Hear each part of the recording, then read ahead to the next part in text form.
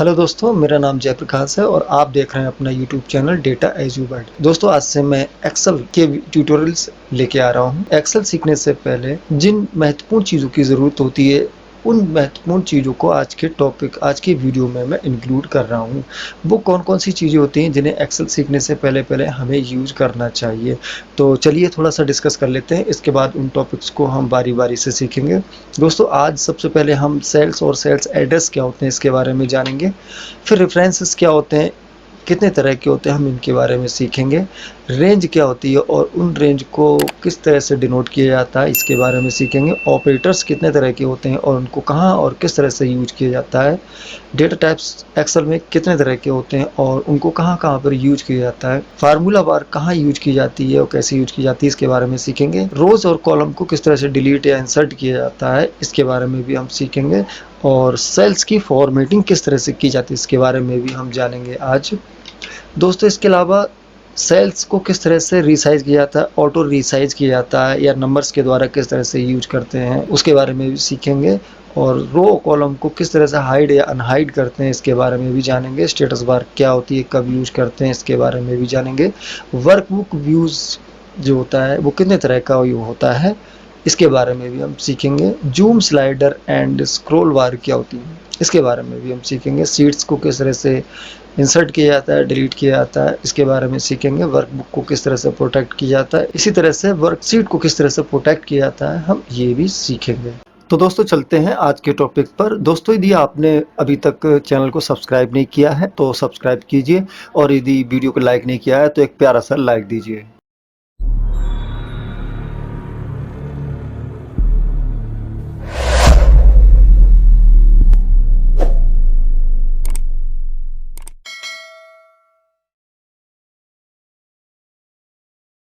दोस्तों, सेल्स और sales address क्या होता है, आइए इसके बारे में डिस्कस करते हैं। दोस्तों, यहाँ पर ये छोटे छोटे रेक्टेंगल्स हैं, इन सभी को सेल्स कहते हैं। एक ये सेल्स है, ये सारी की सेल्स है। जहाँ जहाँ भी मैं अपना पॉइंटर ले आता हूँ और यहाँ क्लिक करता हूँ, ये छोटे छोटे सेल्स हैं और इन्हीं सेल्स में डेटा की एंट्री की जाती है। दोस्तों, ये तो हुई सेल्स, और इसमें बहुत सारे सेल्स होते हैं, काफ़ी ज़्यादा होते हैं। हम बड़े डेटा पे काम करने के लिए ये काफ़ी यूज़फुल होते हैं। दोस्तों, अब बात करते हैं सेल्स एड्रेस की। दोस्तों, हर सेल्स का अपना एक अलग एड्रेस होता है जो कि हम फंक्शंस में यूज करते हैं, फार्मूले में अक्सर यूज करते हैं। अब हम इन सेल्स का एड्रेस किस तरह से यूज करेंगे। मान लिया मेरे पास एक ये सेल्स है, मैं इसको येलो कलर में कर लेता हूँ। इस सेल्स का एड्रेस क्या होगा। दोस्तों, इस सेल्स का एड्रेस जानने के लिए, सीखने के लिए, हम सबसे पहले इस कॉलम में, इसको कॉलम कहते हैं और ये सारी रो होती हैं।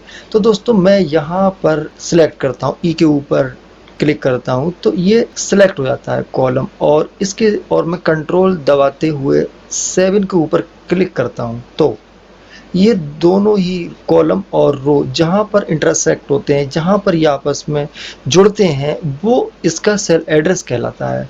अब इसको किस तरह से डिनोट करेंगे, तो दोस्तों यहाँ पर ई लिखा है, तो ये वाली सेल्स, येलो सेल ई के इधर सीध में है और इधर 7 के सीध में है। तो ये दोनों जहाँ भी मिलते हैं वो इसका सेल्स एड्रेस होता है। तो ये E7 इसका एक सेल एड्रेस हो गया।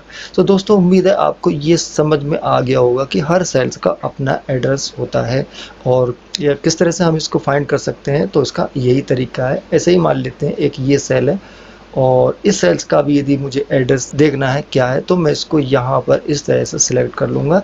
तो ये जहाँ पर भी आपस में जुड़ते हैं तो ये इनका सेल एड्रेस होता है। तो इसका सेल एड्रेस C5 हो गया। तो दोस्तों, इसका एड्रेस C5 है।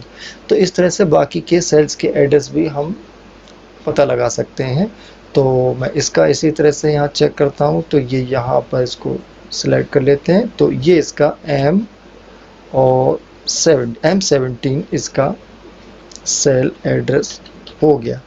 इसको अक्सर हम फंक्शन में यूज करते हैं। मान लिया मेरे पास इस सेल में E7 मैंने यहाँ पर लिखा है, ठीक है, और मेरे पास यहाँ पर कुछ, इस वाली सेल्स में मेरे पास कुछ भी नहीं है। तो जब भी मैं इस E7 वाली सेल का डेटा लूँगा, तो मैं यहाँ पर इक्वल मार्क लूँगा और यहाँ पर क्लिक करके एंटर कर दूंगा। तो ये वाला जो मैंने यहाँ पर E7 लिखा है वो यहाँ पर भी आ जाएगा, जबकि मैंने यहाँ पर E7 नहीं लिखा है। इसीलिए हम इस रेफरेंस को यूज करते हैं, या फिर इस तरीके से हम सेल एड्रेस का यूज करते हैं। तो मैंने E7 वाला जो है इसका नाम डाल दिया। यदि मेरे पास यहाँ पर कुछ भी लिखा होता, मान लिया यहाँ पर मेरे पास जय लिखा होता या कोई नंबर लिखा होता, तो ये नंबर यहाँ पर आ जाता। तो क्योंकि मैंने यहाँ पर इसका सेल एड्रेस डाल रखा है E7, इसलिए E7 सेल में मैं जो भी टाइप करूँगा वो यहाँ पर आ जाएगा। दोस्तों चलिए अब बात करते हैं रेफरेंस की। दोस्तों रेफरेंस कितने तरह का होता है इसके बारे में जानते हैं।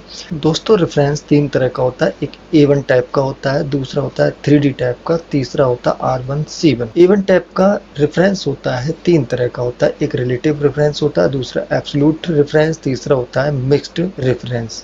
अब चलिए इसके बारे में जानते हैं कि रिलेटिव रेफरेंस क्या होता है। दोस्तों बाय डिफ़ॉल्ट एक्सेल में रिलेटिव रेफरेंस यूज होता है, बाय डिफ़ॉल्ट होता है।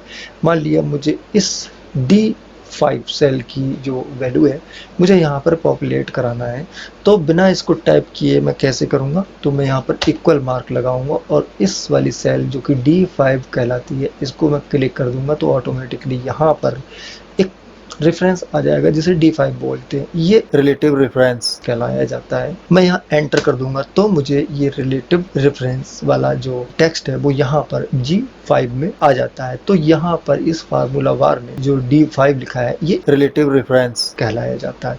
दोस्तों ये A1 टाइप का रेफरेंस होता है। अब चाहे वो C1 हो या F1 हो, G10 हो, ये सारे रिलेटिव रेफरेंस कहलाते हैं।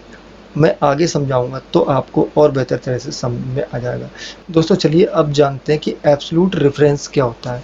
दोस्तों एब्सोल्यूट रेफरेंस की जो पहचान होती है वो डॉलर के मार्क से होती है।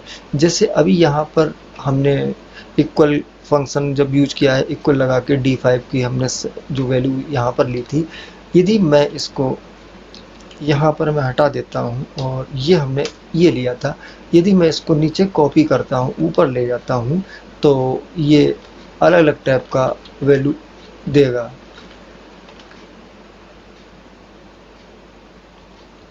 यहाँ पर ये, अब आप सोच रहे होंगे ये कहाँ से आ रही है, तो मैं यहाँ पर इस पे क्लिक करता हूँ और यहाँ क्लिक करता हूँ, F2 प्रेस करता हूँ, इसका मतलब ये वैल्यू इसने 3D यहाँ से ले ली है। ठीक है, इसी प्रकार से इसको क्लिक करता हूँ तो R1 यहाँ से ले ली है और यहाँ पर कोई वैल्यू नहीं है इसलिए यहाँ पर ये 0 दे रहा है, और यहाँ पर भी कोई वैल्यू नहीं है इसलिए 0 दे रहा है। ये वैल्यू इसने यहाँ पर ली है। यहाँ पर 1 2 3 नंबर की जो वैल्यू थी वो इसने यहाँ से ली है। तो इसका मतलब है कि जब भी हम इसको कॉपी कहीं करेंगे तो वो वहाँ से जहाँ हमने कॉपी किया वहाँ से तीसरे नंबर की ही वैल्यू उठाएगा।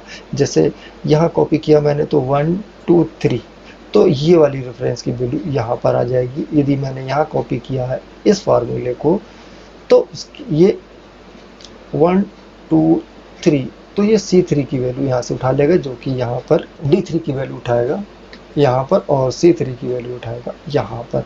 इसी प्रकार से ये यहाँ पर 1 2 3 यानी कि यहाँ पर C9 की वैल्यू यहाँ से उठाएगा।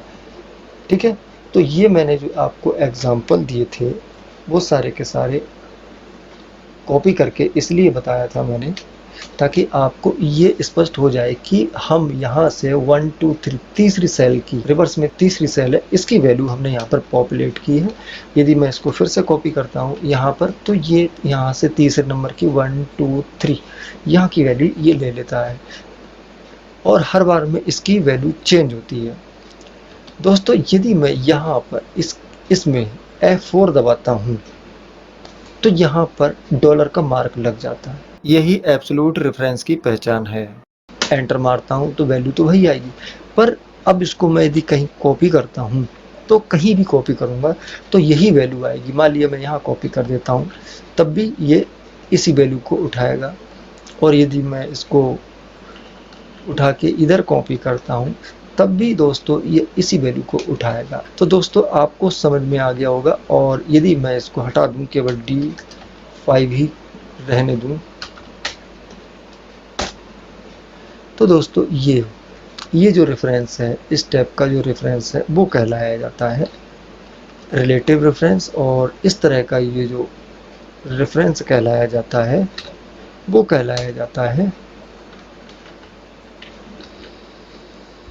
Absolute reference. ये दोनों की पहचान है। यहाँ दोस्तों इस रेफरेंस से ये भी क्लियर होता है, यहाँ पर D5 का ये जो रो है, यानी कि ये वाला और ये इस फंक्शन के द्वारा फ्री हो गया। यानी कि ये वैल्यू जब भी मैं कहीं कॉपी करूँगा तो यहाँ पर यही वैल्यू केवल आएगी, बाकी कोई भी वैल्यू यहाँ पर शो नहीं होगी। यानी कि रो और कॉलम दोनों ही फ्रीज हो जाते हैं। दोस्तों अब बात करते हैं मिक्स्ड रेफरेंस की। दोस्तों रेफरेंस दो तरह का होता है, एक होता है एब्सोल्यूट कॉलम और रिलेटिव रो, दूसरा होता है absolute row and relative column. दोस्तों ये दो तरह का होता है। किस तरह का होता है, कैसे यूज किया जाता है, चलिए आइए इसके बारे में जानते हैं। दोस्तों यहाँ पर मैं फिर से वही फंक्शन यूज करता हूँ, इक्वल लगाता हूँ और इसको पॉपुलेट करा लेता हूँ। दोस्तों मैं एक बार F4 प्रेस करता हूँ तो ये एब्सोल्यूट रेफरेंस है, जो कि पहले ही मैं आपको बता चुका हूँ। दोबारा F4 दबाता हूँ तो ये एब्सोल्यूट रो वाला आ जाता है और फिर दोबारा दबाता हूँ, फिर एब्सोल्यूट कॉलम वाला रेफरेंस आ जाता है।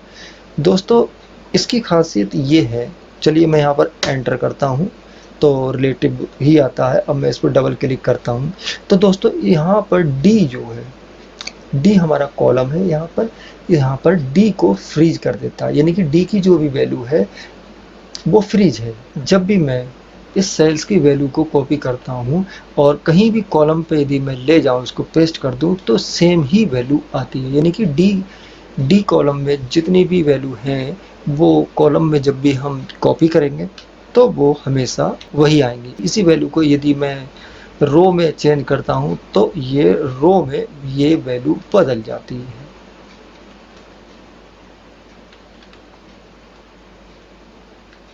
क्योंकि कॉलम की वैल्यू यहाँ पर फ्रीज है,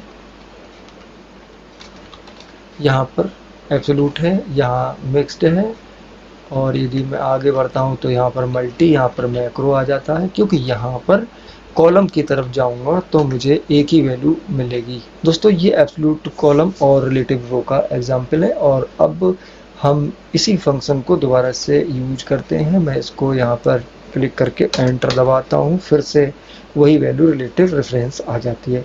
अब यहाँ पर F2 प्रेस करता हूँ, ये रिलेटिव रेफरेंस है। यदि मैं F4 प्रेस करता हूँ तो ये एब्सोल्यूट रेफरेंस, और ये जो वैल्यू है हमारी आती है मिक्स्ड रेफरेंस के। किस में आती है, एब्सोल्यूट रो और रिलेटिव कॉलम में। मैं इसको एंटर करता हूँ। दोस्तों अब इस वैल्यू को मैं यहाँ से कॉपी कर लेता हूँ और यदि मैं नीचे पेस्ट करूँगा तो सेम वैल्यू हर जगह आएगी। लेकिन जब भी मैं इसको कॉपी इधर करूँगा तो ये बदलती जाएगी। यानी कि इस वाले फंक्शन में, अभी जो हमने फंक्शन यूज किया है, इसमें हमारा ये जो 5 है वो है रो। इस डॉलर मार्क से 5 नंबर की रो फ्रीज कर दी गई है। और इसकी वजह से जब भी मैं इस सेल से नीचे की तरफ ले जाऊंगा तो रो की तरफ मैं जब इस वैल्यू को ले जाऊंगा तो ये सारी की सारी वैल्यू हमारी फ्रीज ही रहेंगी। तो मैं इसको कॉपी करता हूँ, तो चूंकि इस वाले में रो फ्रीज है तो रो में हमारी वैल्यू चेंज नहीं होगी, जबकि कॉलम में वैल्यू चेंज हो जाएगी। तो दोस्तों ये हमारा रहा मिक्स रेफरेंस। दोस्तों अब आप समझ गए होंगे कि ये जो है A1 रिलेटिव रेफरेंस है, और रिलेटिव रेफरेंस की पहचान इस तरह की होती है। इसको A1 टाइप, ये तीनों ही A1 टाइप की हैं, क्योंकि यहाँ पर D5 इस तरह से भी लिखा जा सकता है, इस तरह से भी, इस तरह से भी, इस तरह से ही वैल्यू पॉपुलेट की जा सकती है। तो रिलेटिव रेफरेंस में A1 का जो रिलेटिव रेफरेंस है उसकी वैल्यू इस तरह की होती है। एब्सोल्यूट रेफरेंस में D5 की के रूप में लिखा जा सकता है। और इसको एब्सोल्यूट इसलिए बोलते हैं क्योंकि इसमें रो और कॉलम की दोनों ही वैल्यू जो है फ्रीज कर दी जाती हैं, और कहीं भी कॉपी करते हैं तो सेम वैल्यू आती है, चाहे रो में या कॉपी में, कॉलम में। दोस्तों इसी तरह से मिक्स्ड रेफरेंस भी होता है, और मिक्स रेफरेंस दो तरह का होता है। एक में डी के आगे डॉलर लगा हुआ है, इसका मतलब हमने कॉलम को यहाँ पे फ्रीज किया था, और यहाँ 5 के आगे डॉलर लगा, यानी कि यहाँ पर हमने रो को फ्रीज किया था। तो इन चीज़ों का हमें आगे काफ़ी यूज करना पड़ता है, जब हमें काफ़ी बड़ी मात्रा में डेटा में काम करते हैं और उनको कॉपी करने की ज़रूरत होती है, तो हमें बार बार उसको एडिट ना करना पड़े, इसलिए एक ही बार में हम इस F4 की का यूज करके हम ये चारों तरह की रेफरेंस यूज कर लेते हैं। दोस्तों चलते हैं 3D टैब स्टाइल का रेफरेंस क्या होता है। दोस्तों अभी तक हमने जो भी रेफरेंस देखा, या हमने कॉपी किया, या कहीं से वैल्यू यहाँ से पॉपुलेट की, तो वो वैल्यू हमने एक ही, सिर्फ ये सीट 2 है, इसी सीट में हमने काम किया था, और इसी सीट से हमने सारे एग्जाम्पल अभी देखे हैं। लेकिन कभी हमें ज़रूरत पड़ती है कि मल्टी सीट हो, जैसे कि यहाँ पर मेरे पास सीट 1, सीट 2, सीट 3, सीट 4 है। ये 4 तरह की सीट है, और 4 ही तरह की सीटों में मान लिया मेरे पास A1 सेल है, यहाँ पर मेरे पास 5 है वैल्यू, ठीक। सीट 2 है, यहाँ पर मेरे पास 9 वैल्यू है, और सीट 3 है, यहाँ पर मेरे पास 7 वैल्यू है, और यदि सीट 4 है और यहाँ पर मेरे पास 4 वैल्यू है, और सबका एक ही सेल है। इस सेल को A1 सेल बोलते हैं। A यहाँ पर हो गया और 1 यहाँ पर है, तो ये A1 सेल हो गया, और सभी सीट्स की A1 सेल में मैंने वैल्यू डाल दी है, ठीक है। तो अब मैं यहाँ पर इन चारों सीट की A1 सेल की जो जितनी भी वैल्यू है, यदि मैं इनको सम करूँ तो मैं किस तरह से करूँगा। तो सबसे पहले मैं A1 इक्वल मार्क लगाता हूँ, A1 सीट को क्लिक करता हूं, और इस वैल्यू पे क्लिक करता हूं और एंटर कर देता हूं, तो यहाँ पर मेरा 5 आ जाता है।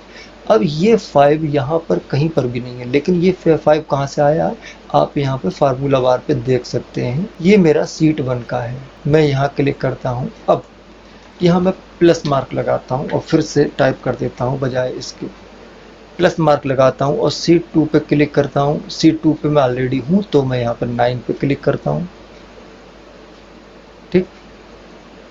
और यहाँ पे मैं सीट लिख देता हूँ, सीट 2 है, और यहाँ पर ये मार्क लगा देता हूँ। ये सीट 2 का है जो इस समय मेरे पास है, जिस पे मैं काम कर रहा हूँ। मैं फिर से प्लस मार्क लगा देता हूँ और सीट 3 पे आ जाता हूँ, सीट 3 की इस वैल्यू पे आ जाता हूँ, और मैं फार्मूला बार पे प्लस लगाता हूँ, और फिर से सीट 4 पे आ जाता हूँ, तो इसकी वैल्यू को यहाँ पे एंटर क्लिक करता हूँ और यहाँ पे एंटर कर देता हूँ। तो मेरे पास इन चारों ही सीट में A1 सेल में जो वैल्यू है, इन चारों ही सीट की A1 सेल की सारी वैल्यू का सम जो है मेरे पास सीट 2 में आ गया है। आप यहाँ पर फार्मूला बार में देख सकते हैं, ये मेरे पास सीट 1 है, ये सीट 1 की A1 सेल है यहाँ पर, और ये सीट 2 की B2 वाले सेल में है, A में नहीं है। तो मैं इस वैल्यू को एडिट कर लेता हूँ। चलिए मैं इसको A1 कर देता हूँ, A1, और इस वैल्यू को मैं बजाय 9 को यहाँ से हटा के A1 पे कर देता हूँ, तो मेरा यहाँ पर A1 हो गई। इन सभी सीट की सीट 4 है, यहाँ सीट 3 है, सीट 2 है, सीट 1 है, और सभी की A1, A1 cell, A1 cell और A1 सेल है। दोस्तों इस तरह की जो रेफरेंस होता है, इस रेफरेंस को हम 3D स्टाइल का रेफरेंस बोलते हैं, क्योंकि 3D का मतलब हो गया ये मल्टी सीट पे काम करने वाला है। यहाँ पर वैल्यू थी कई सीटों में, A1 सेल में जो वैल्यू थी उनको मैंने यहाँ पर पॉपुलेट कराया, उनका सम पॉपुलेट कराया है। तो इस तरह के रेफरेंस को हम 3D रेफरेंस कहते हैं। दोस्तों अब बात करते हैं R1C1 रेफरेंस की। दोस्तों R1C1 रेफरेंस होता है वो मैक्रो रिकॉर्ड करते समय ऑटोमेटिकली जनरेट होता है, और ये बाय डिफ़ॉल्ट R1C1 स्टाइल में ही रिकॉर्ड किए जाते हैं मैक्रो। फिलहाल R1C1 स्टाइल का जो रेफरेंस होता है वो मैक्रो में यूज किया जाता है, तो जब मैक्रो का चैप्टर आएगा तो मैं उसके बारे में बताऊंगा। तो दोस्तों आपको सभी तरह के रेफरेंस की जानकारी हो गई होगी। उम्मीद है आपको रेफरेंस को समझने में कोई दिक्कत नहीं आएगी। अभी हमने रेफरेंस सीखा था और इन्हीं रेफरेंस से हम रेंज की भी बात करते हैं। मान लिया दोस्तों मेरे पास एक टेबल में वैल्यू है। दोस्तों अब यदि मैं आपसे कहूँ कि यहाँ से और यहाँ तक ये टेबल है, यानी कि इस सेल का एड्रेस क्या हुआ H3 है, तो H3 से लेके J7 तक ये मेरी पूरी टेबल है। यानी कि मैं इसको ऐसे सिलेक्ट करता हूँ यहाँ तक, तो ये मेरी टेबल है। यदि इस टेबल के बारे में आपसे पूछा जाए कि आपकी टेबल किस रेंज में है, कहाँ से कहाँ तक है, तो आप क्या कहेंगे H3। ये यहाँ पर आपस में जुड़ती हैं तो ये H3 हो गया। ठीक है, इसको मैं H3 पहचान के लिए लिख देता हूँ। H3 से स्टार्ट होता है और ये कहाँ ख़त्म होती है J7, यानी कि J और 7 आपस में यहाँ मिलते हैं तो ये इस सेल का एड्रेस हो गया। यानी कि ये J7 तक मेरे पास ये टेबल है। पर ये तो इसकी पहचान हुई कि ये टेबल मेरे पास यहाँ से यहाँ तक है। इस टेबल की रेंज यानी H3 से J7 तक है। कई फंक्शन में यूज होती है, किसी फार्मूले में यूज की जाती है, तो हमें इसके इसी एड्रेस की ज़रूरत पड़ती है कि इस टेबल के यहाँ से यहाँ तक है। चाहे वो एरे के रूप में यूज किया जाए, चाहे वो जनरल रूप से यूज किया जाए।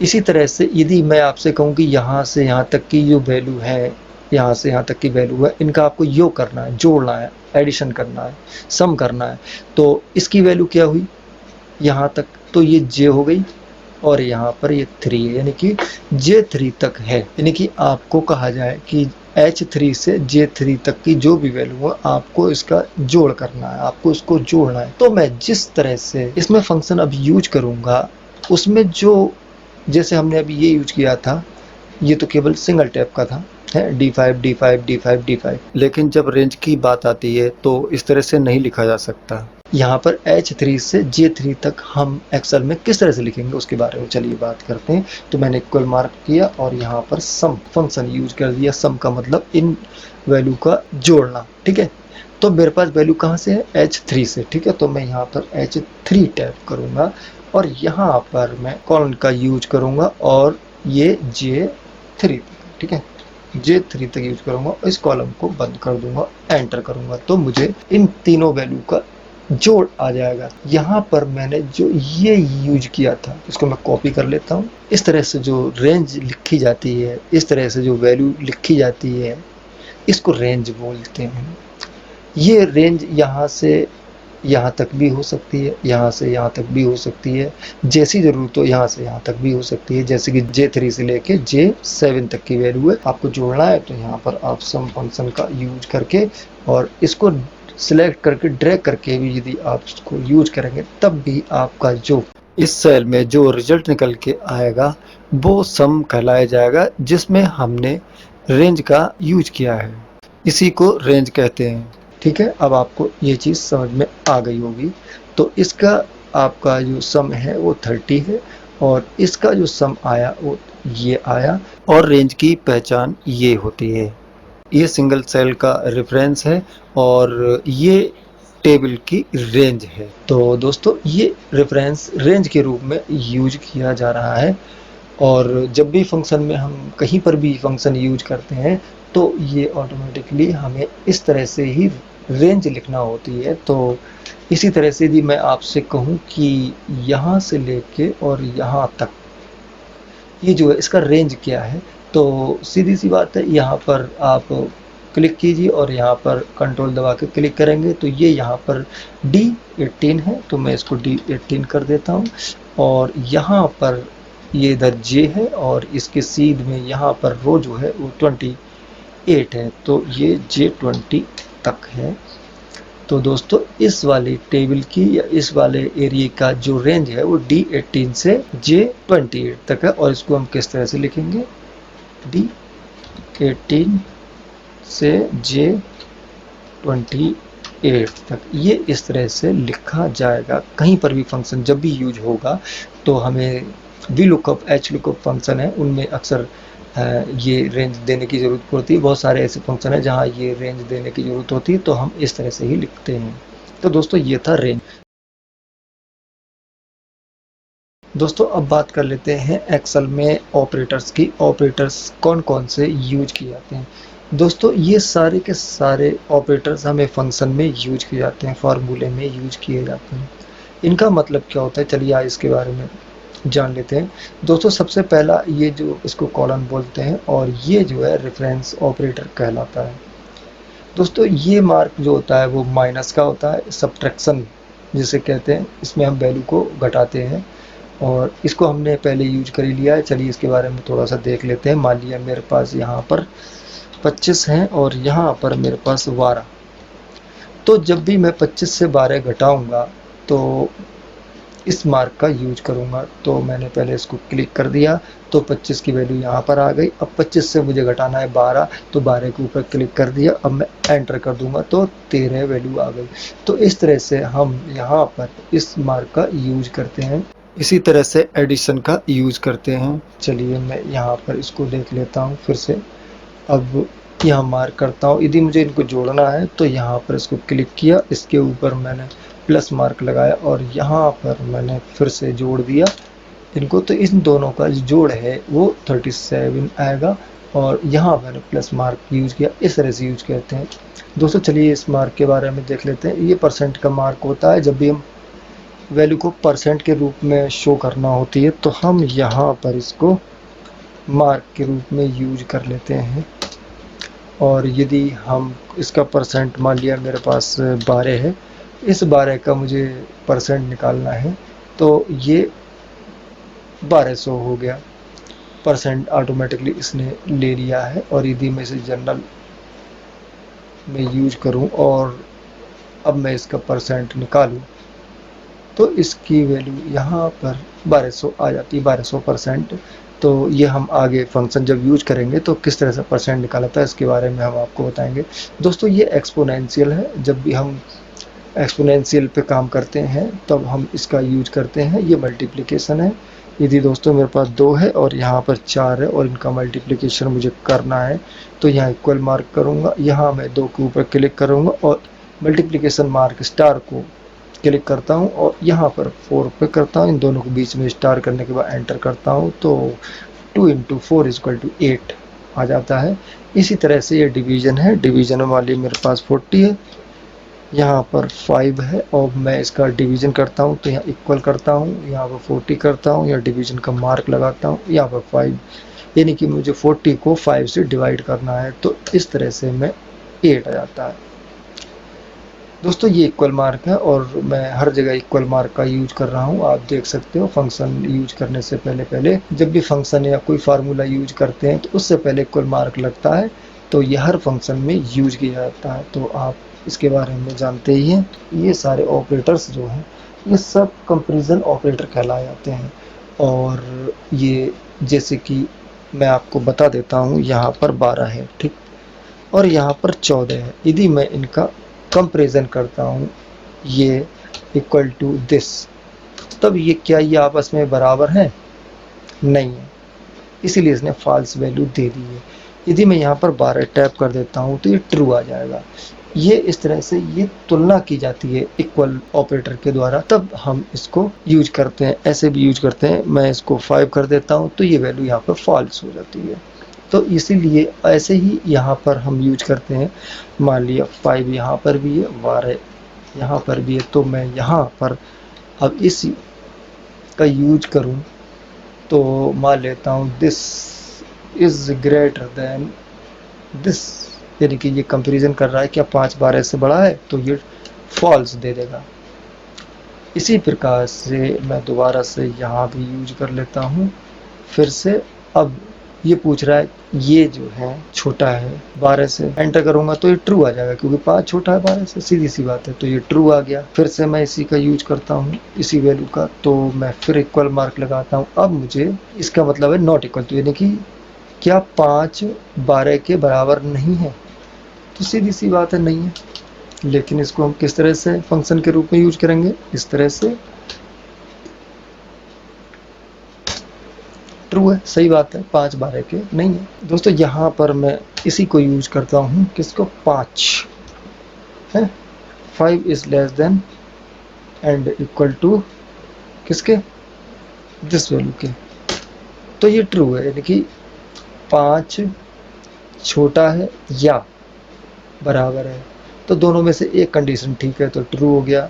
इसी प्रकार से इन दोनों वैल्यू में भी इक्वल मार्क लगाते हैं और यहाँ पर 5 को ले लेते हैं, इसको greater than and equal to के रूप में यूज करते हैं और एंटर करते हैं। तो ये फॉल्स है, क्योंकि ना तो ये बड़ा है 12 से और ना बराबर है, दोनों कंडीशन फॉल्स हो गई। इसमें दोनों में से एक कंडीशन ट्रू है, क्योंकि बराबर तो है ही नहीं, लेकिन ये 5 छोटा है इसलिए ट्रू है। इस तरह से दोस्तों ये यूज किए जाते हैं। अब उम्मीद है आपको ये ऑपरेटर्स के बारे में जानकारी हो गई होगी। तो दोस्तों इस तरह से हम ऑपरेटर्स का यूज फंक्शन में करते हैं। दोस्तों अब हम बात कर लेते हैं कि एक्सेल में डेटा टाइप कौन कौन से होते हैं। जनरली डेटा टाइप एक्सेल में टेक्स्ट, नंबर, करेंसी, डेट और टाइम, ये डेटा टाइप होते हैं। दोस्तों यदि मैं यहाँ पर कुछ भी लिखता हूँ, मान लिया किसी का नाम लिखता हूँ टेक्स्ट के रूप में, जो कुछ भी होगा वो टेक्स्ट फॉर्मेट कहलाया जाएगा एक्सेल में। कोई भी नाम कोई भी वर्ड के रूप में लिखते हैं, चाहे हम कुछ भी लिखें, ये सारा टेक्स्ट है, ठीक है। और यदि मैं कोई वैल्यू लिखता हूँ, कोई सी भी वैल्यू हो, ये सारी की सारी नंबर फॉर्मेट होता है। और इन नंबर फॉर्मेट को जब भी हम यूज करते हैं तो एज ए नंबर ही इनका यूज होता है, क्योंकि फंक्शन में टेक्स्ट काम नहीं करता है। यदि मैं इस टेक्स्ट को इससे जोड़ूं तो ऐसा नहीं है मैं सम फंक्शन यूज करूँ और इनको जोड़ दूँ, नहीं। सम फंक्शन हमेशा न्यूमेरिक वैल्यू को ही जोड़ता है, इसको जोड़ने के लिए टेक्स्ट फंक्शन अलग से होते हैं। दोस्तों इसी तरह से करेंसी फॉर्मेट होता है। यदि मैं यहाँ पर 125 लिखूँ और यदि $125 मैं यहाँ पर करता हूँ तो करेंसी फॉर्मेट में इस तरह से $125 आ जाता है। ये मार्क यहाँ पर है, जबकि मैंने यहाँ पर कोई मार्क नहीं लगाया है, लेकिन ये करेंसी होता है। दोस्तों अब बात आती है डेट की। मान लिया मैं 12/5/2023 की बात करता हूँ, ये डेट लिखता हूँ, तो ये डेट यहाँ पर शॉर्ट डेट के रूप में लिखी गई, जबकि मैंने 2023 यहाँ पर लिखा है और यहाँ पर डिफ़ॉल्ट 12/5/23 के रूप में यहाँ पर आ गया है। दोस्तों तो इस तरह से यहाँ पर ये डेट फॉर्मेट है, ये करेंसी फॉर्मेट है, ये नंबर और ये टेक्स्ट फॉर्मेट है। अब बात आती है टाइम की। यदि मैं लिखता हूँ कि यहाँ पर 12:30 हो गए हैं और ये PM टाइम है, तो ये एक तरह की टाइम फॉर्मेट हो गया, यानी कि ये डेटा टाइप टाइम का हो गया, समय का हो गया। ये डेटा टाइप डेट का हो गया, इसमें डे, मंथ, ईयर है और इसमें करेंसी है, ये नंबर फॉर्मेट है और यहाँ पर टेक्स्ट है। तो जनरली दोस्तों हम एक्सेल में इतने तरह के डेटा टाइप यूज करते हैं और इन डेटा टाइप को किस तरह से यूज किया जाता है मैं आगे एक इसका अलग से वीडियो भी बनाऊंगा, जो कि फॉर्मेट, सेल फॉर्मेट के बारे में है, मैं उसके बारे में भी आपको बताऊंगा। तो दोस्तों आपको उम्मीद है कि आप एक्सेल में डेटा टाइप के बारे में समझ गए होंगे कि हमारे पास कितने तरह का डेटा टाइप होता है। तो हमारे पास ये जनरली ये डेटा टाइप हम एक्सेल में यूज करते हैं और इनका जो फॉर्मेट होता है वो इस तरह का फॉर्मेट होता है। दोस्तों अब बात करते हैं फार्मूला बार की। दोस्तों एक्सेल में फार्मूला बार यहाँ पर होती है। इस फार्मूला बार का यूज़ नेस्टेड फंक्शन में यूज करते हैं, या फिर जब हम बड़े फंक्शनों का यूज करते हैं, एक के बाद एक कई फंक्शन यूज करते हैं, तब हम फार्मूला बार का यूज करते हैं। इसके अलावा कहीं पर किसी सेल में कोई फंक्शन को हमें एडिट करना है या किसी टेक्स्ट को एडिट करना है, तब हम इसका यूज करते हैं। जैसे मैं यहाँ पर क्लिक करता हूँ एब्सोल्यूट रेफरेंस पर, तो मैं इस पर डबल क्लिक करके भी इसको एडिट कर सकता हूँ, उसमें कोई स्पेलिंग मिस्टेक को ठीक कर सकता हूँ, या फिर मैं फार्मूला बार पे क्लिक करूँगा और उसकी स्पेलिंग मिस्टेक या फंक्शन, यदि मैं इसको डबल इसी सेल पे M11 सेल पे डबल क्लिक करके एडिट करना चाहूँ, इसमें संशोधन कुछ करेक्शन करना चाहूँ, तो मुझे इसी सेल पे M11 सेल पे डबल क्लिक करके एडिट करना चाहूँ, इसमें संशोधन कुछ करेक्शन करना चाहूँ, तो मुझे थोड़ी बहुत प्रॉब्लम होगी, क्योंकि ये जो फंक्शन है कई लाइंस में कन्वर्ट हो जाता है। इसलिए मैं यहाँ पर इसको एडिट करने के मैं यहाँ पर एडिट कर सकता हूँ और जहाँ भी मुझे चेंज करना होगा उसको चेंज करके मैं एंटर प्रेस कर देता हूँ। दोस्तों किसी सेल में यदि ज़्यादा लंबा फार्मूला है तो हम यहाँ पर इस पर क्लिक करके और इसको नीचे बढ़ा सकते हैं और कितना भी बड़ा फंक्शन हम इसमें यूज कर सकते हैं, कोई भी फार्मूला हम इसमें यूज कर सकते हैं। तो इस तरह दोस्तों फार्मूला वार का हम यूज करते हैं। दोस्तों अब बात करते हैं रो और कॉलम की। दोस्तों यहाँ पर बहुत सारी रो और कॉलम है, इस पर डिस्कस कर लेते हैं कि रो और कॉलम कितने होते हैं एक सीट में। दोस्तों यहाँ पर यदि ए बी सी इन पे मैं क्लिक करता हूँ तो ये जो लाइंस आ रही हैं ये सारे कॉलम कहलाए जाते हैं और ये ए से लेके एक्स एफ डी तक होते हैं। तो मैं आखिरी कॉलम तक पहुंच जाता हूं तो ये एक्स एफ डी तक है। यदि ए से लेके एक्स एफ डी तक यदि मैं काउंट करूं तो इसकी वैल्यू आती है 16,384। यदि मैं ए से लेके एक्स एफ डी तक काउंट करता हूँ ये सारी सेल्स तो ये 16,384 कॉलम्स होंगे। चलिए दोस्तों अब बात कर लेते हैं रो की। दोस्तों यहाँ से लेके यहाँ तक ये सारी की सारी रो है और इनको सबको कॉलम कहते हैं, ये मैंने अभी आपको बताया। तो 1 से लेके 10,48,576 एक सीट पर बड़े डेटा की एंट्री की जा सकती है, बहुत बड़ी मात्रा में। तो दोस्तों अब आपको समझ में आ गया होगा कि रो और कॉलम कौन कौन से होते हैं और इनकी कितनी संख्या होती है। चलिए अब बात करते हैं इन रो और कॉलम को बढ़ाने और किस तरह से बढ़ाया या घटाया सकता। दोस्तों ए से लेके एक्स एफ डी तक 16,384 कॉलम्स थे। यदि मैं और बढ़ाना चाहूँ तो क्या बढ़ सकते हैं? चलिए देख लेते हैं। मैंने यहाँ पर राइट क्लिक किया, इंसर्ट करता हूँ तो ये नहीं बढ़ेंगे क्योंकि बाय डिफ़ॉल्ट इससे ज़्यादा कॉलम नहीं बढ़ सकते। यदि मैं इसको डिलीट करना चाहूँ तो आप डिलीट कर सकते हैं। मान लीजिए किसी कॉलम को डिलीट करना है तो मैं उस कॉलम को डिलीट कर देता हूँ। और यदि आपको बढ़ाना है, अब 16,384 से कम हो गए इसमें कॉलम, तो मैं यहाँ बढ़ा सकता हूँ। तो राइट क्लिक करता हूँ तो यहाँ इंसर्ट होने लगते हैं। आप कहीं भी इंसर्ट कर सकते हैं इस तरह से। अब ये फुल हो गए हैं। दोस्तों इस तरह से यदि आपको रो को डिलीट करना है तो आप यहाँ पर किसी भी रो को आप सिलेक्ट कीजिए। मान लीजिए 13 है, 13 को मैं सिलेक्ट करता हूँ, राइट क्लिक कर देता हूँ उसको और डिलीट कर देते हैं। और यदि बढ़ाना चाहते हैं तो आप यहीं पर मान लिया मुझे 13 के ऊपर और 12 और 13 के बीच में मुझे बढ़ाना है। मान लीजिए मैं आपको पहचान कर देता हूँ, 1 2 3 लिख देता हूँ। और यदि मैं इसके ऊपर मान लीजिए यहाँ मैंने 4 लिख दिया है और मुझे 3 की एक रो और कॉलम और रो और बढ़ाना है तो मैं राइट क्लिक करूँगा तो इंसर्ट कर दूंगा तो यहाँ पर 1 बढ़ जाएगी जहाँ पर मैं 3 कर सकता हूँ। इस तरह से हम किसी भी सीट्स के रो कॉलम को बढ़ा सकते हैं, घटा सकते हैं। दोस्तों अब हम बात करते हैं सेल फॉर्मेटिंग की। दोस्तों यहाँ पर मेरे पास D3 सेल में एक टेक्स्ट है, ये लिखा हुआ है। तो दोस्तों हम किसी भी सेल की फॉर्मेटिंग अपने अकॉर्डिंग, अपने डेटा के अकॉर्डिंग कर सकते हैं। कैसे कर सकते हैं चलिए देखते हैं। दोस्तों मैंने यहाँ पे इसको क्लिक किया है। दोस्तों यदि आप इसको बोल्ड या इटैलिक करना चाहते हैं तो यहाँ से कर सकते हैं। तो मैं बोल्ड कर देता हूँ इसको इटैलिक, और अंडरलाइन करना चाहते हैं तो यहाँ पर अंडरलाइन कर सकते हैं। तो यहाँ पर ये टेक्स्ट अंडरलाइन आपको दिखाई दे रहा होगा। दोस्तों इसके अलावा आपके लिए अंडरलाइन की यहाँ पर डबल अंडरलाइन के ऑप्शन यहाँ पर है, आपको दिख रहा होगा यहाँ पे डबल अंडरलाइन हो गया है। इसके अलावा यदि इस सेल को आप कोई बॉर्डर देना चाहते हैं तो आउटसाइड बॉर्डर आपका यहाँ पर है, ये थिक आउटसाइड बॉर्डर यहाँ पर है। तो यदि मैं इसको सिलेक्ट करता हूँ तो मेरे पास इस सेल के चारों तरफ एक बॉर्डर आ जाता है।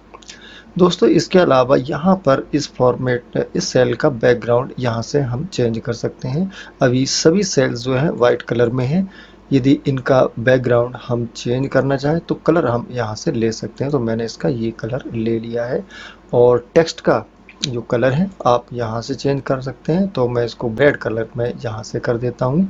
और यदि इसका फॉन्ट का साइज आप बढ़ाना या घटाना चाहते हैं तो आप यहाँ से इसको नीचे करके बढ़ा सकते हैं, सिलेक्ट कर सकते हैं, ऊपर से घटा सकते हैं। इसके अलावा फॉन्ट आप यहाँ से बढ़ा सकते हैं और यहाँ से इसको छोटा कर सकते हैं।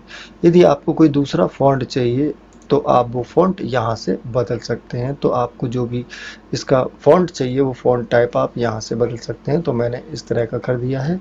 कोई और फ़ॉन्ट चाहिए आप यहाँ से ले सकते हैं, तो इस तरह से ये हो जाएगा। इसके अलावा दोस्तों आप एक चीज़ और गौर कर सकते हैं कि हर सेल का एक डिफ़ॉल्ट सेटिंग होती है।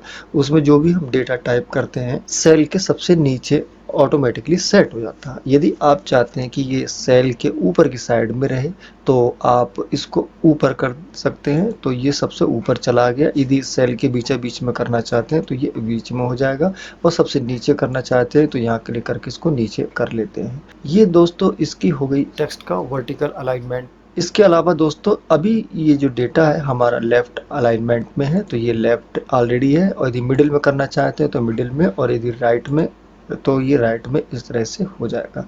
और यदि ये दोनों बीच में करना चाहते हैं तो इस तरह से आप इसको एडजस्ट कर सकते हैं। इसके अलावा दोस्तों यदि इसके डेटा को यदि आप ओरिएंटेशन चेंज करना चाहते हैं तो आप यहाँ से कर सकते हैं। तो ये आपका एंगुलर हो जाएगा, तो मैं इसको क्लिक कर देता हूं, तो आपका डेटा इस तरह से दिखाई देने लगेगा जो इस सेल में है। इसके अलावा दोस्तों आप इसका दूसरी तरह से क्लॉकवाइज करना चाहें तो इस तरह से कर सकते हैं, और वर्टिकल करना चाहते हैं तो इस तरह से आपका ये डेटा यहाँ पर वर्टिकल हो जाएगा। यदि आप इसको रोटेट करना चाहते हैं इस तरह से कर सकते हैं। आप जैसे चाहें आप इसको अपने अकॉर्डिंग, डेटा के अकॉर्डिंग, अपने काम के अकॉर्डिंग आप इसको चेंज कर सकते हैं। फिलहाल दोस्तों मैं इसकी डिफ़ॉल्ट फॉर्मेटिंग कर देता हूं। तो इसके लिए आप किसी भी ब्लैंक सेल को सिलेक्ट कीजिए, फॉर्मेट पेंटर पर क्लिक कीजिए और इस सेल पे क्लिक कर दीजिए, तो आपका ये डेटा डिफ़ॉल्ट सेटिंग पे हो जाएगा। दोस्तों यदि आप अब इस डेटा की इंडेंटिंग करना चाहते हैं तो आप यहाँ से कर सकते हैं। तो ये डिक्रीज है, ये इंक्रीज है। तो इंक्रीज के लिए जब क्लिक करेंगे तो आपका जो डेटा है वो सेल से राइट हैंड पे आ जाएगा, और जितनी डिस्टेंस पे आप ऐड करना चाहते हैं तो वहाँ कर सकते हैं। दोस्तों इसके अलावा एक चीज़ होती है इसमें, रैपिंग, टेक्स्ट रैप। जैसे D3 सेल में मेरा डेटा है और ये दूसरी सेल तक पहुंच रहा है। यदि आप चाहते हैं ये डेटा सिर्फ इसी सेल के अंदर ही रहे, बाहर ना जाए, दूसरी तरफ शो ना करे, तो यहाँ पर ये रैप टेक्स्ट का ऑप्शन है। तो मैं इसको क्लिक करूँगा तो ये डेटा मेरा इसी सेल में आ जाएगा। तो इसको आप यहाँ से इस तरह से चेक कर सकते हैं। अब आपका ये इस सेल से बाहर ये डेटा नहीं जाएगा। टेबल जब बनाते हैं तब हम इस ऑप्शन का यूज करते हैं। कभी कभी हमें सेल्स को दो या दो से अधिक सेल्स को हमें मर्ज करना पड़ता है, क्योंकि मान लिया यहाँ पर हमें डेट का ऑप्शन लेना पड़ता है और यहाँ पर डे, मंथ, ईयर करना पड़े, तो इस तरह के डेटा तैयार करने के लिए हमें सेल्स को मर्ज करना भी पड़ता है। तो इसके लिए जिन सेल्स को मर्ज करना हो उन दोनों सेल्स को हम कॉपी कर लेते हैं, ड्रैग करके एक को सिलेक्ट करते हैं और ड्रैग करके दूसरे तक ले जाते हैं। तो यहाँ पर ऑप्शन होते हैं बहुत सारे, जो मर्ज एंड सेंटर है, मर्ज अक्रॉस है, मर्ज सेल्स है, अनमर्ज भी है। तो दोस्तों यहाँ पर सबसे पहला ऑप्शन है मर्ज सेंटर, तो इसको क्लिक कर देते हैं। तो यहाँ पर अभी तक जो दो सेल्स थी वो एक सेल में कन्वर्ट हो गई है। तो जब हम टेबल बनाते हैं और डेटा उसके अकॉर्डिंग जब तैयार करते हैं तो हमें सेल्स को मर्ज करने की ज़रूरत होती है। तो इस तरह से हम इसे कर सकते हैं। और यदि इसको अनमर्ज करना है तो दोबारा से इसी पे सिलेक्ट करके कर देते हैं अनमर्ज, तो ये अनमर्ज हो जाती है और डेटा हमारा पहले जैसा हो जाता है। अब बात कर लेते हैं हम फॉर्मेट की। तो मान लेते हैं मेरे पास जो D3 वाली सेल है, तो मैं इसको थोड़ा सा हाईलाइट कर लेता हूँ। दोस्तों इस सेल का डेटा मान लिया मेरी रो यहाँ तक है और इसको मुझे छोटा करना है। तो मैं यहाँ पर, मेरा ऑप्शन है सेल और इसके फॉर्मेट्स यहाँ पर हैं, तो मैं इसको रो हाइट के ऑप्शन यहाँ पर आते हैं। तो ऑटो फिट रो हाइट यदि मैं यहाँ पर क्लिक करूँगा तो मेरी ये जो सेल है D3 वाली है, इसका डेटा इस तरह से ऑटोमेटिकली अरेंज हो जाएगा। ये मैंने हाइट अभी अरेंज की थी, अब इसकी मैं विड्थ को अरेंज करता हूँ। तो ऑटो कॉलम विड्थ इसको क्लिक करूँगा तो मेरा डेटा यहाँ पर जितने में टेक्स्ट है उतने ही छोटा सेल्स हो जाएगी। चलिए दोस्तों अब बात करते हैं यहाँ पर नंबर्स वाले फॉर्मेट की। तो दोस्तों अभी प्रत्येक सेल पर जहाँ भी मैं क्लिक करता हूँ तो यहाँ पर जनरल ही लिख के आता है। कहीं पर भी मैं क्लिक करता हूँ तो ये जनरल लिख के आता है, यानी कि हर सेल्स एक जनरल फॉर्मेट में सेट होती है, और मेरा यहाँ पर भी ये जनरल फॉर्मेट है। अब यहाँ पर बहुत सारे फॉर्मेट हैं जो टेक्स्ट के फॉर्मेट होते हैं और हर सेल्स को इन टेक्स्ट के फॉर्मेट में या नंबर्स के, करेंसी के, डेट या परसेंट किसी भी फॉर्मेट में हम अरेंज कर सकते हैं अपने डेटा के अकॉर्डिंग। तो मैं सबसे पहले मैं इसका डायलॉग बॉक्स ओपन कर लेता हूँ मोर नंबर फॉर्मेट पे। तो दोस्तों यहाँ पर फॉर्मेट सेल्स के ऑप्शन आ जाते हैं। तो सबसे पहला जो डिफ़ॉल्ट पे जो सेट होता है सेल का फॉर्मेट जो सेट होता है तो वो जनरल होता है। हम नंबर फॉर्मेट की सबसे पहले बात कर लेते हैं।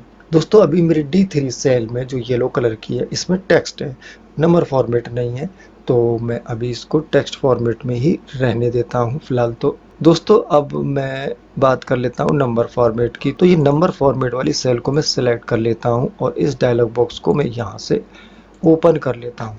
तो दोस्तों ये भी जनरल फॉर्मेट में शो हो रहा है, तो मैं इसको नंबर फॉर्मेट में कन्वर्ट करने के लिए नंबर पे क्लिक करूंगा और यहाँ पे ओके कर दूंगा। तो ये जो है नंबर फॉर्मेट में कन्वर्ट हो जाती है। इसके अलावा दोस्तों अब यहाँ पे बहुत सारे ऑप्शन हैं। आप इसका जो भी डेसिमल प्लेस सेट करना चाहते हैं तो वो आप कर सकते हैं। यदि आप डेसिमल प्लेसेस जो है 4 सेट करना चाहते हैं तो आप 4 सेट कर सकते हैं। तो ये दशमलव के 4 स्थानों तक आपको नंबर दे देगा और ये चीज़ आप यहाँ से भी अरेंज कर सकते हैं, यहाँ से कम कर सकते हैं और यहाँ से आप बढ़ा सकते हैं। दोस्तों अब हम बात कर लेते हैं डेट फॉर्मेट की। तो यहाँ पर मैं इसको एक कलर दे देता हूँ आपकी पहचान के लिए। तो दोस्तों यहाँ पर मैं सबसे पहले, ये बहुत ज़्यादा ज़रूरी होता है डेट फॉर्मेट, तो मैं इसको यहाँ से कर लेता हूँ। दोस्तों ये डेट फॉर्मेट है और डेट फॉर्मेट आप किस तरह से रखना चाहते हैं आप अपने अकॉर्डिंग चेंज कर सकते हैं। तो फिलहाल मैं आपको कस्टम पे ले जाता हूँ। कस्टम का मतलब हो गया आप अपने अकॉर्डिंग कोई सा भी फॉर्मेट चूज़ कर सकते हैं। तो यहाँ बाय डिफ़ॉल्ट बहुत सारे फॉर्मेट हैं, कुछ मैंने तैयार किए हैं, कुछ इसमें बाय डिफ़ॉल्ट होते हैं। तो आप अपना फॉर्मेट तैयार करने के लिए मान लिया आपको मंथ पहले लेना है, क्योंकि यहाँ पर डे पहले है, बीच में मंथ है और लास्ट में ईयर है। तो आप यदि मंथ पहले लेना चाहते हैं तो पहले एम 2 बार टाइप करेंगे, इसका मतलब हो गया 0 और उसका जो भी मंथ हो, फरवरी है तो 02 हो गया, ये दिसंबर है तो 12 ऑलरेडी है ही। इसके बाद मैं इसमें यदि डैश लेना चाहते हैं इनके बीच में डैश ले सकते हैं, फिर यहाँ पे 2 बार डे टाइप करेंगे, यहाँ पर फिर डैश लगाएंगे, फिर आप 4 बार यदि मैं वाई टाइप करता हूँ उसे ओके कर देता हूँ तो यहाँ पर मंथ पहले हो जाएगा, डे बीच में हो जाएगा और सबसे लास्ट में ईयर। तो आप देख सकते हैं यहाँ पे सबसे पहले मंथ आ गया, बीच में डे है और जबकि यहाँ पर पहले आप देख सकते हैं कि फार्मूला बार में आप देख सकते हैं पहले 12 है, फिर 5 है, फिर 2023 है। जबकि मैंने जो फॉर्मेट इसका जो तैयार किया है उसमें पहले मंथ है, फिर डेट है, फिर उसके बाद आपका ईयर है। तो कस्टम में इस तरह से हम अरेंज कर सकते हैं। इसके अलावा आप अपने अकॉर्डिंग कोई दूसरा फॉर्मेट भी तैयार कर सकते हैं। हम जैसे कोई फॉर्मेट तैयार करते हैं तो हमारी इस फॉर्मेट की लिस्ट में सबसे नीचे ये आ जाता है। इसके अलावा यदि आप इंडियन जो डेट फॉर्मेट होता है उसमें करना चाहते हैं तो डे, मंथ और ईयर आप इसमें ले सकते हैं। इसी तरह से डेट यदि आप यहाँ पर बीच में जो 5 है ये मई मंथ है, तो इसको यदि आप इंग्लिश में करना चाहते हैं बजाय 5 के तो हम यहाँ पर 5, यहाँ पर एम है, एक एम बढ़ा देते हैं तो यहाँ पर ओके कर देते हैं। तो यहाँ पर 12 मई 2023 हो जाएगा, 12 मई 2023 हो जाएगा। इस तरह दोस्तों हम किसी भी सेल की फॉर्मेटिंग अपने अकॉर्डिंग कर सकते हैं। दोस्तों अब बात करते हैं रीसाइज, ऑटो रीसाइज सेल्स। दोस्तों मान लेता हूँ मेरे पास यहाँ पर एक सेल है, मैं इसका एक कलर दे देता हूँ आपके लिए पहचानने के लिए। दोस्तों इसका रिसाइज हम कैसे कर सकते हैं? वैसे तो वाई डिफ़ॉल्ट हमारी सारी सेल्स एक जैसी होती हैं, क्योंकि नई सीट जैसे ही हम यहाँ पर क्रिएट करते हैं तो यहाँ पर सभी सेल्स एक ही फॉर्मेट में होती हैं, एक ही साइज की होती हैं। इस सेल को एक कलर दे देता हूँ। अब इसको किस तरह से रिसाइज करते हैं? मान लिया मेरे पास कोई भी डेटा है तो इसी सेल्स के बराबर तो होगा नहीं, सीधी सी बात है, कोई वो बड़ा भी हो सकता है। यदि उस सेल्स की लंबाई ज़्यादा है तो आप इस सेल्स के ये कॉलम है और इस कॉलम के राइट हैंड पे जो कॉर्नर है, इस कॉर्नर पर जैसे ही पॉइंटर ले आते हैं तो क्लिक करके इसे राइट हैंड पर हम ड्रैग कर लेते हैं। इससे हमारे कॉलम का साइज बढ़ जाता है, क्योंकि यहाँ पर जैसे हम अपना पॉइंटर ले जाएंगे तो इसका मार्क चेंज हो जाएगा। तो यहाँ पर इसको कैच करके इसको आगे पीछे करके हम इसको बड़ा और घटा सकते हैं। इसी तरह से दोस्तों, यदि हम इस सेल्स की हाइट है वो बढ़ाना चाहते हैं तो हम इस सेल्स को इसी सेल्स के सीध में यहाँ पर एक पॉइंटर ले आते हैं अपना, और यहाँ पर इसको पकड़ के नीचे खींच देते हैं। तो इस तरह से दोस्तों ट्रैक करने पे सेल्स की हमारी साइज बढ़ जाता है। तो मैं इसको अंडू कर देता हूँ। दोस्तों कभी कभी होता है कि हमें सारी सेल्स की साइज एक जैसी करनी पड़ती है, तो हम इसको इस तरह से कॉलम को सिलेक्ट कर लेते हैं और किसी भी सेल्स को जब ड्रैग करेंगे तो इन सभी कॉलम्स की जो सेल्स हैं उनकी जो वाइड्थ है वो बढ़ जाती है। इसी तरह से दोस्तों, यदि हमें इनकी हाइट कई कॉलम्स की एक जैसे करना है तो हम इसको सेलेक्ट कर लेते हैं, क्लिक करके किसी की भी हम एक ड्रैग कर लेते हैं। तो इन सब की जो हाइट है, जो अभी जितने भी सिलेक्शन है, वो सभी सेल्स की हाइट एक जैसी हो जाती है। इसके अलावा दोस्तों, इसका साइज सबका एक जैसा करने का एक और तरीका भी है। मान लिया मैं इन सेल्स को पकड़ लेता हूँ, सिलेक्ट कर लेता हूँ इन सेल्स को, और यहाँ फॉर्मेट ऑप्शन पे जाता हूँ। तो यहाँ पर दो ऑप्शन होते हैं, एक है रो हाइट और यहाँ पर है कॉलम वाइड। पहले हम रो हाइट ले लेते हैं। तो जैसे ही मैं यहाँ पे क्लिक करता हूँ तो जो रो की हाइट होती है वो बाई डिफ़ॉल्ट 15 होती है। अब यहाँ पे मैं 25 कर देता हूँ तो इसकी हाइट यहाँ पर इस तरह से बढ़ जाती है। ओके करने पे मैं दोबारा क्लिक करता हूँ और यहाँ पर कॉलम विड्थ है, यहाँ पर इसकी 8.43 बाई डिफ़ॉल्ट होती है। और यदि मैं इसको यहाँ पर 12 करना चाहता हूँ तो हमारी जो कॉलम की विड्थ है वो इस तरह से बढ़ जाती है। जब टेबल बनाते हैं तो हमें इस चीज़ का अक्सर यूज करना पड़ता है। दोस्तों अब हम बात करते हैं किसी भी रो या कॉलम को किस तरह से हाइड या अनहाइड किया जा सकता है। दोस्तों इसके लिए मैं इस डेटा को थोड़ा सा और कॉपी कर लेता हूं और यहाँ पे पेस्ट कर देता हूं। मान लेते हैं मेरे पास ये एक टेबल है और मुझे बीच के इन दोनों कॉलम को मुझे नहीं चाहिए, यानी कि मुझे हाइड करना है। जो मुझे आगे आवश्यकता होगी तो मैं इसको बाद में अनहाइड कर लूँगा। तो इसके लिए दोस्तों मैं यहाँ पर जब मैं क्लिक करता हूँ इन कॉलम्स के ऊपर ए बी सी डी पे, तो ये पूरा का पूरा कॉलम हमारा एंड तक सिलेक्ट हो जाता है। तो यदि मुझे ई और एफ ये दोनों कॉलम नहीं चाहिए तो मैं दोनों कॉलम को यहाँ पर इस तरह से सिलेक्ट कर लूँगा और राइट क्लिक करूँगा तो यहाँ पर हाइड और अनहाइड के ऑप्शन आ जाते हैं। तो यहाँ पर हाइड करता हूँ तो ये दोनों कॉलम मेरे यहाँ पर हाइड हो जाते हैं, और यदि इनको अनहाइड करना है तो मैं डी और जी दोनों को सिलेक्ट करूँगा। तो ये इन दोनों के बीच में जो भी मेरे पास कॉलम होंगे वो अनहाइड हो जाएंगे। तो मैं यहाँ अनहाइड करता हूँ तो ये दोनों कॉलम मेरे यहाँ पर आ गए हैं। इसी तरह से दोस्तों, यदि मुझे करेंसी और डेट वाले ये दोनों रो नहीं चाहिए तो मैं इन दोनों को सिलेक्ट कर लेता हूँ, 6 और 7 को राइट क्लिक करता हूँ, इसको हाइड कर देता हूँ तो ये दोनों हाइड हो जाते हैं। और हाइड की पहचान ये है कि 5 के बाद यहाँ पर 1 2 3 4 5 फिर 8 आ गए, इसका मतलब है 6 और 7 के हाइड हैं रो। तो मैं 5 और 8 दोनों को सिलेक्ट करता हूँ, राइट क्लिक करता हूँ, अनहाइड कर देता हूँ, दोनों ही मेरे रो हैं अनहाइड हो जाती हैं। दोस्तों अब बात करते हैं स्टेटस बार की। दोस्तों एक्सेल में स्टेटस बार सबसे नीचे होती है। तो ये दोस्तों यहाँ पर रेडी लिखा है या नम ब्लॉक लिखा हुआ है और ये स्टेटस बार होती है। दोस्तों स्टेटस बार का यूज क्यों किया जाता है, कैसे किया जाता है और इसका क्या उपयोग है, इसके बारे में चलिए हम जानते हैं। दोस्तों मान लेते हैं मेरे पास यहाँ पर ये न्यूमेरिक वैल्यू है और इस न्यूमेरिक वैल्यू को मैं सबको सिलेक्ट कर लेता हूँ। सिलेक्ट करने के बाद एक्सेल ऑटोमेटिकली यहाँ पे डिटेक्ट कर लेती है। यहाँ पर इन सब का सम आ गया है, यहाँ पर सम लिखा हुआ है और यहाँ पर न्यूमेरिक काउंट 12, यानी कि ये जितने सिलेक्ट हैं वो उन्होंने 12 नंबर को सिलेक्ट किया है और यहाँ पे काउंट भी 12 आ रहे हैं। और यदि इन सब का एवरेज निकालते हैं तो यहाँ पर 6.5 आता है। मान लेते हैं मेरे पास यहाँ पे कुछ वैल्यू है और इनको यदि मैं सिलेक्ट कर लेता हूँ तो ये कितनी वैल्यू है, तो काउंट ऑप्शन को यहाँ पे देख लेते हैं तो 6 आ जाती है। तो दोस्तों यहाँ पर मेरी 6 वैल्यू हैं और इनका योग यानी कि इनका टोटल्स क्या होगा, सम क्या होगा, वो यहाँ पर 163 है और इनका एवरेज यहाँ पर 27 पॉइंट समथिंग होगा। इसके अलावा दोस्तों किसी टेबल में आप टोटल डेटा चेक करना चाहते हैं कितनी रो में डेटा है, तो आप मान लेते हैं एच रो में आपको सिलेक्ट कर लीजिए और अब इस एच रो में कितना डेटा है वो आपको यहाँ पर काउंट होके दिख जाएगा। तो मेरे पास 13 रो है, 13 रो में मेरे पास डेटा है। आप यहाँ से यहाँ तक काउंट कर सकते हैं, देखिए 13 है। इसके अलावा आप किसी रो को सिलेक्ट करते हैं तो आपको यहाँ पर काउंट मिल जाता है।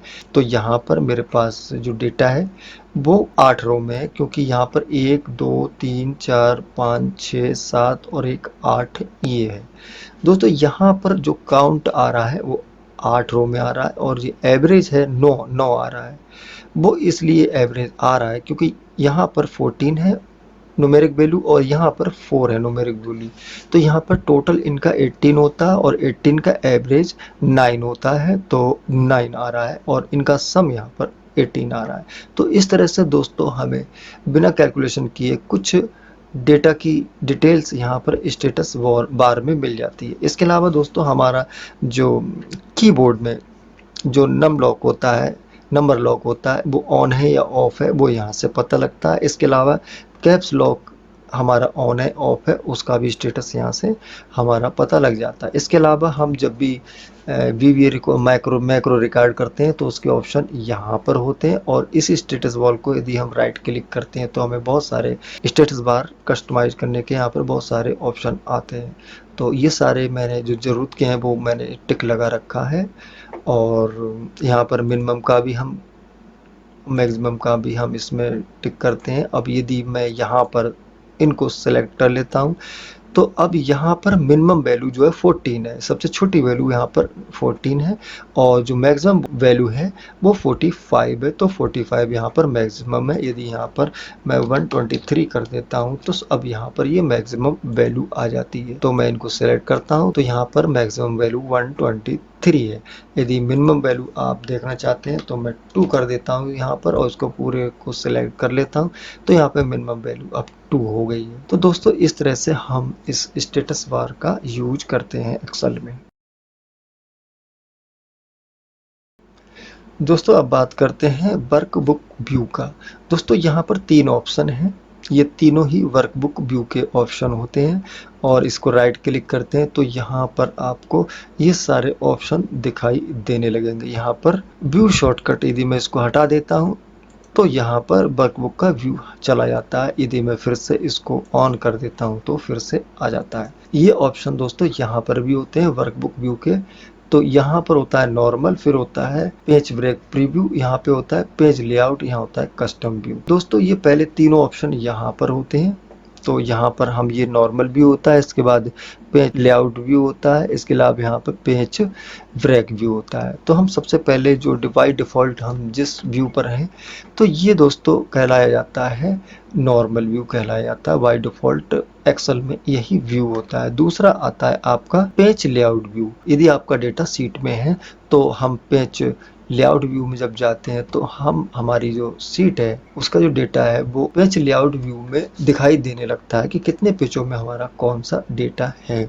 इसके अलावा दोस्तों अब आता है यहाँ पर पेज ब्रेक व्यू। दोस्तों ये बहुत ही ज़्यादा महत्वपूर्ण होता है ये वाला व्यू। पेपर में कितने पेज हमें सेलेक्ट करने हैं, कौन कौन सा डेटा हमें प्रिंट आउट करना है वो हम यहीं से सिलेक्ट करते हैं और इसीलिए हम इस ऑप्शन का अक्सर यूज करते हैं जब हम डेटा फीड करते हैं और प्रिंट का कमांड देने वाले होते हैं। तो अपने पेज की जो प्रिंटिंग सेटिंग है वो हम यहीं से करते हैं। दोस्तों मैं इसका एक अलग से वीडियो बनाऊंगा कि किस तरह से हम एक्सेल में पेज को प्रिंट व्यू पर कैसे सेट करते हैं। दोस्तों अब बात करते हैं जूम स्लाइडर और स्क्रॉल बार की। दोस्तों जूम स्लाइडर हमारा राइट हैंड पर सबसे नीचे होता है। दोस्तों यहाँ पर जूम स्लाइडर को हम कहीं से भी पकड़ के दाएं बाएं करते हैं तो हमारी सीट जूम इन या जूम आउट होती है। ये काम हम कंट्रोल दबा के माउस का व्हील को आगे पीछे घुमाकर हम ये काम वहाँ से भी कर सकते हैं। इसके अलावा यहाँ पर जो लिखा हुआ है 160%, तो ये हम बाय डिफ़ॉल्ट 100 करना चाहें तो हम यहाँ से कर सकते हैं। यदि हम कोई और वैल्यू देके इसको जूम करना चाहें तो हम यहाँ से कर सकते हैं, और 100 की जगह यदि मैं 130 पे करना चाहूँ तो मैं ओके करके यहाँ से भी कर सकता हूँ। तो दोस्तों यहाँ पर हमारा जूम स्लाइडर है। इसके अलावा एक्सेल में दो तरह के स्क्रॉल बार होते हैं। ये दोस्तों यहाँ पर ये वर्टिकल स्क्रॉल बार है और ये हॉरिजॉन्टल स्क्रॉल बार है।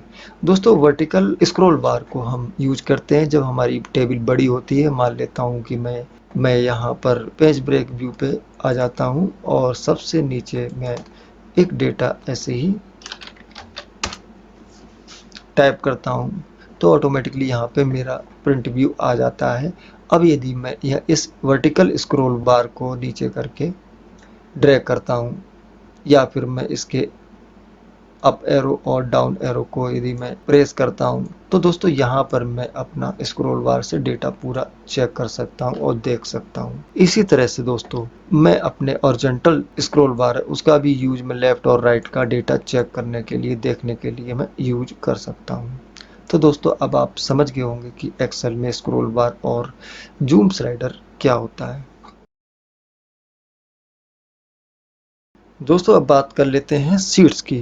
दोस्तों यहाँ पर जो सारी सीट्स हैं जो मैंने बनाई हैं 1 2 3 4 5 6 7 8, दोस्तों ये सारी सीट्स हैं और इन सीट्स को मिला के ये पूरा एक जो बुक बनती है इसको बोलते हैं वर्कबुक। तो दोस्तों सीट्स को हम यहाँ से चेंज कर सकते हैं। तो ये मेरी पहली सीट में डेटा यहाँ पर होगा, दूसरी सीट में यहाँ पर, तीसरी में यहाँ। हर सीट में अलग अलग डेटा की हम एंट्री कर सकते हैं, अपना काम कर सकते हैं। दोस्तों अब सीट को डिलीट कैसे किया जाता है और किस तरह से हम इसको हाइड अनहाइड कर सकते हैं ये भी हम देख लेते हैं दोस्तों। तो मैं सीट 1 पे जाता हूँ। तो सीट 1 पे कोई पहचान के लिए मैं डेटा टाइप कर देता हूँ। तो मैंने यहाँ पर सीट पे राइट क्लिक किया और यहाँ पर मेरे पास बहुत सारे ऑप्शन होते हैं। यदि नई सीट बनाना है तो इंसर्ट पे क्लिक कर देंगे तो यहाँ पर नई सीट बन जाती है, ओके कर सकते हैं।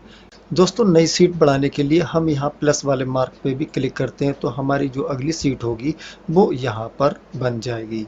दोस्तों यदि हम इसको रीनेम करना चाहें, अभी यहाँ पर सीट 9 लिखा हुआ है तो मैं यहाँ पर राइट क्लिक करके यहाँ पर रीनेम ऑप्शन पे आ सकता हूँ। और यदि आप डायरेक्ट करना चाहते हैं तो इस सीट 9 पे डबल क्लिक करेंगे और इसका नाम कुछ भी रख सकते हैं और एंटर कर देंगे तो ये सीट रीनेम हो जाएगी।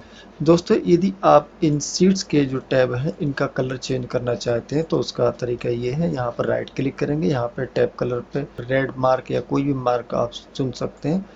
इसी तरह से किसी भी हम सीट के टैब को यहाँ से हम चेंज कर सकते हैं, उसका कलर चेंज कर सकते हैं। इसके अलावा दोस्तों यदि आप इसी सीट का दूसरा क्लोन बनाना चाहते हैं, यानी कि इसी की डुप्लीकेट सीट बनाना चाहते हैं इसी वर्कबुक पे या नई वर्कबुक पे, तो हम ये भी कर सकते हैं। तो इसके लिए मैं डेटा वाले जो मेरी शीट है मैं इसको राइट क्लिक करता हूँ और यहाँ पर मूव और कॉपी ऑप्शन पे क्लिक करता हूँ। तो दोस्तों यदि आप इसी वर्कबुक पे जो कि डेटा एज यू वर्ड के नाम से है इस वर्कबुक पे ही बनाना चाहते हैं तो यहाँ पर क्रिएट एक कॉपी क्लिक करते हैं और यहाँ पर ओके पे क्लिक कर देते हैं। तो मेरी यहाँ पर डेटा 2 नाम से एक नई सीट बन जाती है जो इसी का कॉपी है। और यदि आपको कोई नई वर्कबुक बनाना है, नई शीट बनाना है, तो आप यहाँ पर न्यू पे क्लिक करते हैं और इस पे क्रिएट पे कॉपी कर देते हैं, ओके कर देते हैं। तो दोस्तों यहाँ पर एक आपकी बुक नाम से, बुक 1 के नाम से एक नई शीट बन जाती है और इसको यदि आप सेव करना चाहते हैं तो आप सेव करके लोकेशन दे सकते हैं। यदि मैं इसको डिलीट करना चाहता हूँ तो मैं डिलीट पे क्लिक कर दूंगा तो ये डिलीट हो जाती है। और यदि मैं यहाँ पर इसको हाइड करना चाहूँ तो हाइड पे दबा दूंगा तो मेरी सीट 1 हाइड हो गई है। अनहाइड करने के लिए मैं अनहाइड ऑप्शन पे चला जाऊंगा, इसको सिलेक्ट करूंगा, ओके कर दूंगा तो ये अनहाइड हो जाती है। तो दोस्तों इस तरह से सीट को हाइड और अनहाइड कर सकते हैं। दोस्तों अब बात करते हैं प्रोटेक्ट वर्कबुक की, यानी कि हम इस पूरी वर्कबुक को जिसमें कई सीट्स हैं इनको किस तरह से हम प्रोटेक्ट कर सकते हैं। तो दोस्तों इसके लिए मैं यहाँ पर प्रीव्यू टैब पर क्लिक करता हूँ तो यहाँ पर 2 ऑप्शन होते हैं, एक होता है प्रोटेक्ट सीट और एक होता है प्रोटेक्ट वर्कबुक। प्रोटेक्ट वर्कबुक पे मैं जैसे ही क्लिक करता हूं तो यहाँ पर ये ऑप्शन आ जाता है कि प्रोटेक्ट स्ट्रक्चर एंड विंडोज। तो मैं यहाँ पर एक पासवर्ड सप्लाई करता हूँ 1 2 3, ओके कर देता हूँ, दोबारा से करता हूँ कंफर्म करने के लिए 1 2 3, उसको ओके कर देता हूँ। तो दोस्तों ये मेरी वर्कबुक जो है अब प्रोटेक्ट हो गई है। आप देख सकते हो कि यहाँ पर कोई भी ऐसे ऑप्शन नहीं है जो मेरी इस वर्कबुक की कोई भी सीट को कोई डिलीट कर सके। मैं इस पर राइट क्लिक करता हूँ तो इंसर्ट, डिलीट, रीनेम और मूव या और कॉपी, ये ऑप्शन यहाँ से हाइड हो जाते हैं। इसके अलावा टैब कलर, हाइड, अनहाइड, ये सारी चीज़ें यहाँ पर हाइड हो जाती हैं। अब मैं यदि डिलीट करना चाहूँ, कोई भी आपका डेटा की सीट को डिलीट करना चाहे, हाइड करना चाहे या रीनेम करना चाहे तो नहीं कर सकता। दोस्तों दोबारा से यदि मैं इस पर क्लिक करता हूँ और अपना पासवर्ड 1 2 3 सप्लाई करता हूँ तो मैं ओके कर देता हूँ। अब आप देख सकते हैं कि मैं जब इस पर राइट क्लिक करता हूँ तो सारे ऑप्शन वर्कशीट को डिलीट करने के, इंसर्ट करने के, रीनेम करने के, मूव करने के और टैब कलर, हाइड, अनहाइड करने के सारे शो होने लगते हैं। इस तरह से आपकी वर्कबुक यहाँ पे सुरक्षित हो जाती है। तो दोस्तों आप समझ गए होंगे कि किस तरह से हम प्रोटेक्ट कर सकते हैं वर्कबुक के लिए। दोस्तों अब बात करते हैं प्रोटेक्ट वर्कशीट की। दोस्तों यहाँ पर ये सारी जो हैं ये हमारी सीट्स हैं, इनको वर्कशीट कहते हैं और कई वर्कशीट मिलके एक फाइल जो तैयार होती है इसको वर्कबुक कहते हैं। एक्सेल की पूरी फाइल को हम वर्कबुक कहते हैं। तो किसी भी वर्कशीट को हम प्रोटेक्ट कर सकते हैं, तो मैं आपको बताता हूँ किस तरह से करते हैं। तो चलिए दोस्तों हम सीट 1 को प्रोटेक्ट करते हैं। तो दोस्तों यहाँ पर सीट प्रोटेक्ट सीट के ऑप्शन यहाँ पर भी होता है, प्रोटेक्ट सीट, और प्रोटेक्ट सीट का ऑप्शन आपका यहाँ पर भी होता है। तो आप यहाँ से भी कर सकते हैं और राइट क्लिक करके यहाँ से भी कर सकते हैं, एक ही ऑप्शन आते हैं। तो चलिए हम इसको प्रोटेक्ट करते हैं। दोस्तों यहाँ पर कुछ ऑप्शन हैं होते हैं जो आप यूजर को अलाउ कर सकते हैं कि केवल आप इतना ही इसमें से काम कर सकते हैं, जिनको मैं टिक लगाता हूँ, और पासवर्ड हमारा यहाँ सप्लाई होता है। तो आपने यूजर के लिए दो यहाँ पर परमिशन दे रखी हैं। क्या है, आप किसी भी लॉक सेल को सिलेक्ट कर सकते हो, अनलॉक सेल को भी सिलेक्ट कर सकते हो, बाकी सारी चीजें इसमें ब्लॉक हैं क्योंकि मैंने उनको परमिशन नहीं दी है, टिक नहीं लगाया है। जिस चीज़ की आप टिक लगाएंगे वही परमिशन यूजर जो आपकी सीट पे काम करेगा उतनी ही परमिशन उसको रहेगी। तो मैं यहाँ पर इसका एक पासवर्ड 1 2 3 सप्लाई करता हूँ, दोबारा से 1 2 3 फिर करता हूँ। इस तरह से अब ये सीट आपकी वर्क सीट जो है प्रोटेक्ट हो गई है। अब यदि मैं इसमें कोई भी डेटा इंसर्ट करूँ तो यहाँ पर वार्निंग आ जाती है। ना तो मैं यहाँ पर एडिट कर सकता हूँ ना कुछ, मैं केवल इसको सिलेक्ट कर सकता हूँ और इसको मैं बड़ा या छोटा सेल्स को नहीं कर सकता क्योंकि ऑप्शन यहाँ पर अब वो नहीं आ रहे हैं, केवल सिलेक्शन के ऑप्शन आ रहे हैं और यहाँ पर हम डेटा कहीं भी इंसर्ट नहीं। अब मैं इसको अनप्रोटेक्ट करता हूँ, 1 2 3 पासवर्ड डाला है। अब मैं इसको एडिट भी कर सकता हूँ, कोई सा पास डेटा इसमें इंसर्ट कर सकता हूँ और सेल को छोटा या बड़ा कर सकता हूँ। अब यदि आप चाहते हैं कि मैं ये सिलेक्ट करने की परमिशन ना दूं तो यहाँ पर आप दोनों ही बॉक्स को अनचेक कर दीजिए और इसको 1 2 3 दोबारा से मैं अपना पासवर्ड डाल देता हूँ और ना सिलेक्ट कर सकते हैं ना इसको एडिट कर सकते हैं। सारे ऑप्शन यहाँ पे क्लोज हो गए हैं। आप यहाँ पर होम टैब पे देख लीजिए, किसी भी कहीं पर भी कोई भी ऑप्शन आपका यूज नहीं हो सकता क्योंकि आपकी कर्सर कहीं पर जा ही नहीं रहा है। आप सिर्फ प्रिंट ऑप्शन को देख सकते हैं और उसे प्रिंट कर सकते हैं बस। तो दोस्तों इस तरह से आप अपनी वर्कबुक में जो वर्कशीट्स हैं उसको प्रोटेक्ट कर सकते हैं। दोस्तों यहाँ मैंने सिर्फ सीट 1 को ही प्रोटेक्ट किया है और बाकी की जो सीट है वो आपकी अनप्रोटेक्ट है। तो आप अपनी मर्जी से कोई सी भी सीट को, डेटा को प्रोटेक्ट कर सकते हैं।